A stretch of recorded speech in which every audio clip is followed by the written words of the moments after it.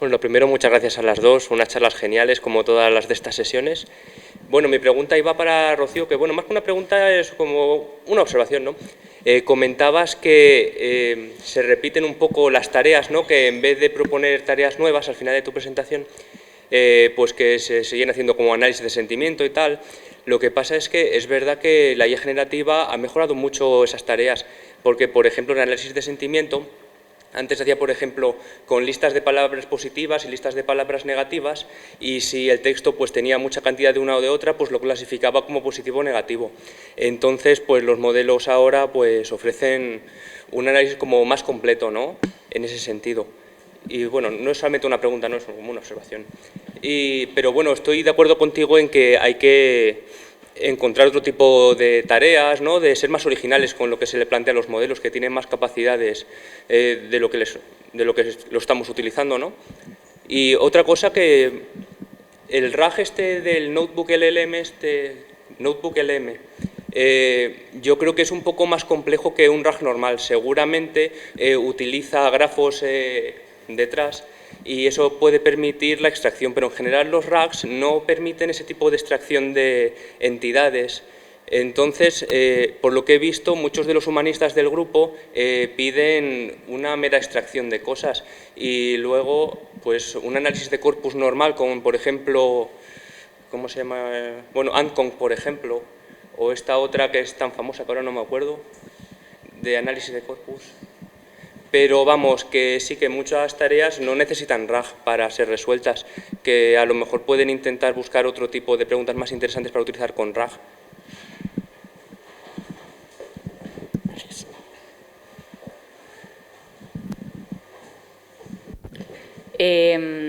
Bueno, lo del análisis de sentimientos también se hacía, pues se asignaban, ¿no? Se relacionaban con sentimientos, había unas listas de sentimientos más complejas de positivo o negativo, pero lo que digo es que nos estamos quedando en lo mismo de antes, en realidad, ¿no? Entonces, las preguntas de investigación en humanidades son muy amplias. Yo creo que las preguntas que se hacen están muy mediadas por las personas de informática que ayudan a conceptualizar, a clasificar, a ordenar y a pues todas estas preguntas tan abstractas a veces, ¿no? Que tenemos desde las humanidades, y para poder trabajar con herramientas digitales necesitamos bajar un poco al suelo y hacer cajitas y categorías y clasificaciones, etcétera. Y por eso nos estamos quedando siempre en lo mismo, porque venimos de aquello, hemos conseguido conceptualizarlo y venga, pues aquí me quedo, esto es lo que hay. Pero que bueno, pues que merecería la pena romper un poco esa barrera y ver qué posibilidades hay, ¿no? Y retar un poco al RAG. En cuanto a que las preguntas de extracción se pueden hacer de otra manera, es claro, y de hecho parte de la cuestión de etiquetar o no etiquetar viene por ahí, porque realmente no necesito un RAG, necesito etiquetar. Pero también merece la pena explorar qué puede hacer un RAG, y viene de ese miedo a qué va a interpretar por mí este RAG, ¿no? Yo quiero tener los datos y llegar a las conclusiones yo sola, y de ahí, bueno, pues ver cómo puede ayudar este tipo de herramienta en investigación. Un RAG es un buscador de cosas en un texto, entonces, bueno, pues vamos a ver qué se puede buscar y a qué podemos llegar sin pillarnos los dedos, desde esa desconfianza, pero que nos sea útil y que vaya más allá. Y que nos ayude a ir más allá, ¿no? También creo que hay una cuestión muy filosófica en esto, que es dónde estamos en las humanidades y cómo los medios digitales nos pueden ayudar a llegar a otro sitio y cuál es ese otro sitio. Entonces, esto ya no es de un proyecto concreto, de unas revistas concretas, sino ¿para qué queremos ese RAG? Que es lo que me planteaba al final. ¿Para qué queremos pasar horas y horas, invertir el tiempo de mucha gente haciendo una serie de procesos y preprocesos si lo que yo necesito es un buscador o si lo que yo necesito es... Entonces, yo creo que sí que merece la pena, pero creo que falta conversación, que la cuestión de los modelos de lenguaje ha explotado así de forma grande hace poco, se ha aplicado a las humanidades hace poco y creo que nos falta conocimiento y ambición para trabajar con esto todavía.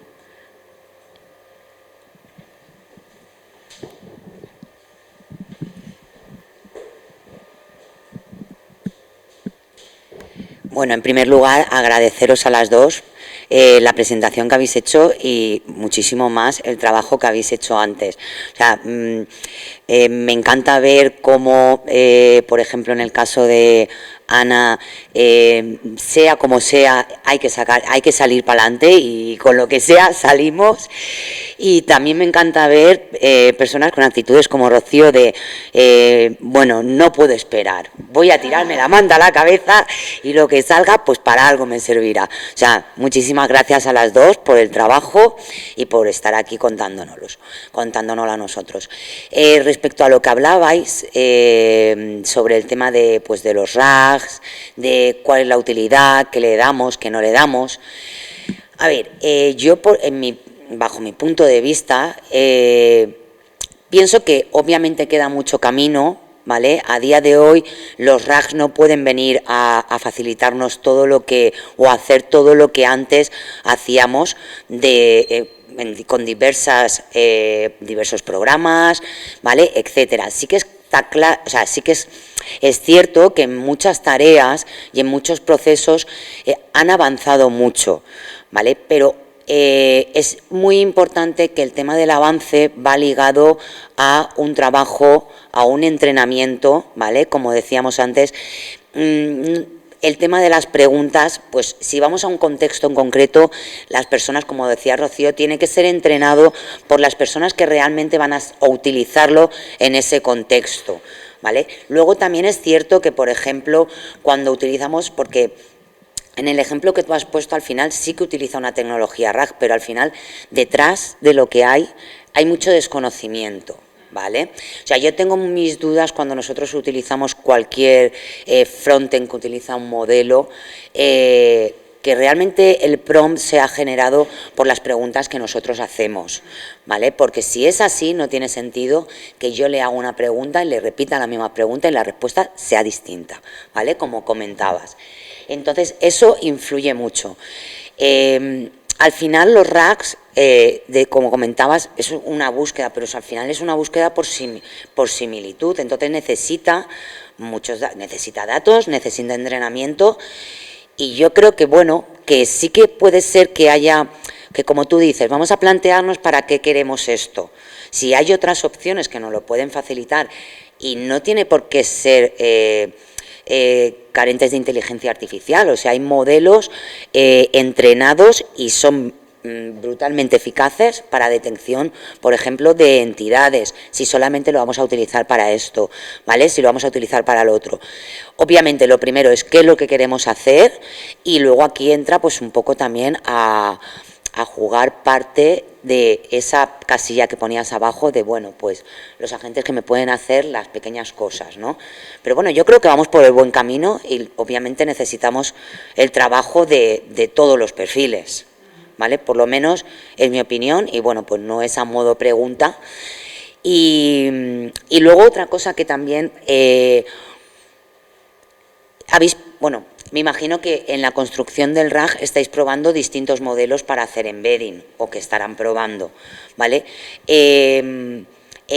Mi consejo es que hay ciertos modelos para hacer embedding que son mejores para la búsqueda, ¿vale? Semántica, es decir, en el momento que tienen que hacer interpretación, etcétera, y hay otros modelos que pueden ser mejores para la recuperación de datos. Volvemos a lo mismo. A ver, o sea, dependiendo de lo que nosotros queramos obtener y luego también, o sea, es prueba y error. O sea, al igual que, por ejemplo, con los modelos de lenguaje. También en nuestra experiencia hemos ido a prueba y error. ¿Vale? Pues nada, era simplemente eso. Que sí, pues, bueno, para dar mi aportación al respecto y las gracias por estar vosotras aquí.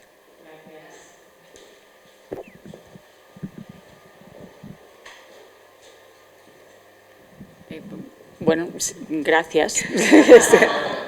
Sí, sí, nada, estoy de acuerdo con todo lo que has dicho, en realidad. Y también tengo muchas sospechas sobre cómo funciona el notebook LM, que es parte de aquí del tema y de... A mí me parece que para cosas, para cuestiones, por ejemplo, de docencia, puede tener mucha utilidad. O sea, nosotros que trabajamos mucho con materiales diversos y en las asignaturas no son tanto clases en directo, no son nada clases en directo, sino que son vídeos que también admite, textos, bibliografía crítica, el manual de la asignatura. Para eso el Notebook LM es maravilla, aunque también hay que ver de dónde vienen las respuestas, pero bueno, como eso te lo indica, creo que también es parte de la educación, ir formando a los estudiantes en comprobación de respuestas y que es parte de la alfabetización digital que hay que tener hoy en día. O sea, aparte de escribir en Word, tienen que saber comprobar respuestas. Pero, bueno, pues para investigación, por eso tenemos un proyecto para desarrollar un RAG, pues hay más cosas que hacer y de una forma mucho más fina, ¿no? Digamos. Yo quería asegurarme, Ana María, los datos, o sea, esto que aparecía en el artículo que he estado mirando, de autores con mayor número de contribuciones o los colaboradores mejor conectados, etcétera, eso es lo que habéis sacado a mano. Esos son los 300 y pico mil datos que entre 14 personas habéis sacado a mano. ¡Madre mía! ¡Madre mía! Vale, fenomenal. Ojalá haya formas de hacerlo de otra manera, pero me encantan los resultados, la finura, claro, es maravilloso. O sea, eso es lo que yo quiero hacer de forma más fácil. Yo también. Sí, pero bueno, algo interesante es que logramos que muchos estudiantes entraran en contacto. Que algo interesante fue que logramos que los estudiantes entraran en contacto con ese archivo de prensa, que muchos no lo conocen. Y que de cierta manera empezamos a hacer ahí pues como hacer escuela y hacer investigación con publicaciones periódicas, porque los estudiantes siguen todavía muy apegados al canon y al libro para hacer sus trabajos de grado. Entonces también hemos tratado como de impulsar esta ruta de investigación, de análisis, de estudio de la literatura con la prensa, que por lo menos en el caso colombiano hay muchísimo por hacer ahí, mucho material por revisar.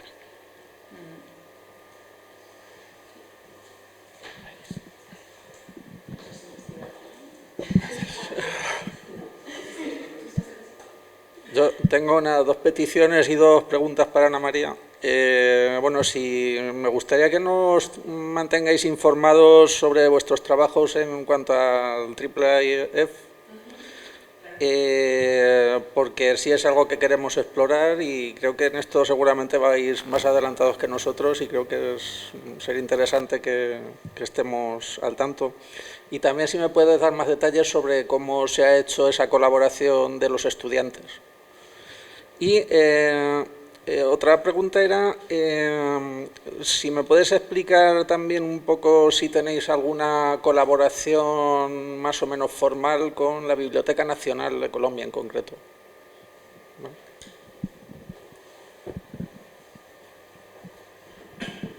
Bueno, la relación con los estudiantes. En Colombia, bueno, en la Universidad de Antioquia específicamente, cuando uno recibe fondos para investigación, uno de los requisitos en el desarrollo del proceso es que haya la formación de al menos un estudiante de posgrado, maestría o doctorado, según los recursos, y que haya la formación en investigación de un estudiante de grado, con estancias que se llaman joven investigador.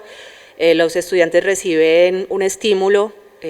Esas estancias duran un año, me refiero a estancias dentro de un proceso de investigación, les dan un pago y dedican un tiempo de entre 10 y 12 horas a la semana a los proyectos.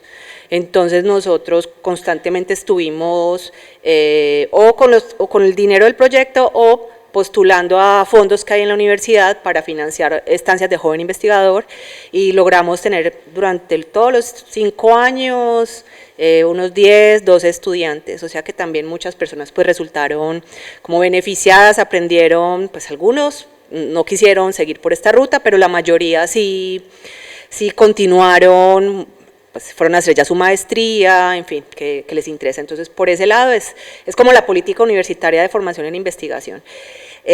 Así pues con los estudiantes, y en el marco del proyecto, una estudiante egresada de la universidad, con ella formulamos el proyecto, pues con Nancy Vargas, en este momento está en Tübingen haciendo el doctorado con la financiación del proyecto. Entonces, bueno, así lo hemos logrado. En cuanto a la iniciativa o el tema del AAIF, claro que sí, te contamos, e incluso podría ponerte en contacto con el equipo de la Biblioteca Luis Ángel Arango, porque ellos ya lo tienen resuelto, ellos lo hacen, o sea, su colección ya está con ese protocolo, y te puedo poner en contacto con ellos también por si quieres detalles ya técnicos. Igual Danilo, mi compañero de investigación, también lo sabe, ya conoce cómo funciona, pero por si quieres ver cómo ha sido, pues como la experiencia de una biblioteca que maneja pues grandes volúmenes de datos en este momento, lo puede hacer eso. Y con la Biblioteca Nacional, ¿cómo ha sido el tema? A ver, en un momento quisimos, una de las bases de datos que logramos a partir de toda esta recolección fue una base de datos de autores y autoras, que muchos de ellos no estaban registrados en ninguna parte. Me refiero a el mismo catálogo de autoridades de la Biblioteca Nacional o de otros centros documentales. Hicimos un proceso pues como de establecer quiénes eran muchos de estos autores de los que no había mucha información, buscamos en diccionarios, pues ya en fuentes históricas, y logramos un listado bastante interesante que esa base de datos la tiene o la compartimos, pues el proyecto tenía el compromiso de integrarla a la Biblioteca Nacional de Alemania, y la base de datos está ahí. Si a la Biblioteca Nacional de España le interesa, también la podemos entregar.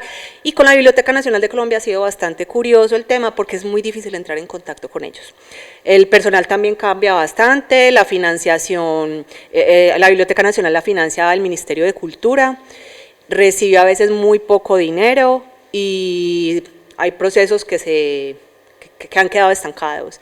Entonces, en algún momento entramos en contacto para ver, porque incluso el buscador del catálogo de autoridades de la Biblioteca Nacional es muy ineficiente, es muy pobre, la interfaz es muy pobre, y queríamos como hacerles una propuesta de alimentarlo e incluso mejorar esa interfaz, pero ya tenía suficiente pues como lidiando con la biblioteca de la universidad. Por favor, esto lo editan, y yo, bueno, queda la Biblioteca Nacional para más adelante, pero esa base de datos está ahí, está libre, y bueno, nos interesa obviamente que esos datos se integren en otras colecciones. De hecho, entramos en contacto y establecimos un convenio con Wikimedia Colombia para hacer algunas actividades conjuntas, y la idea es hacer alguna editatón o algún proceso para integrar todos estos datos de autores a Wikidata.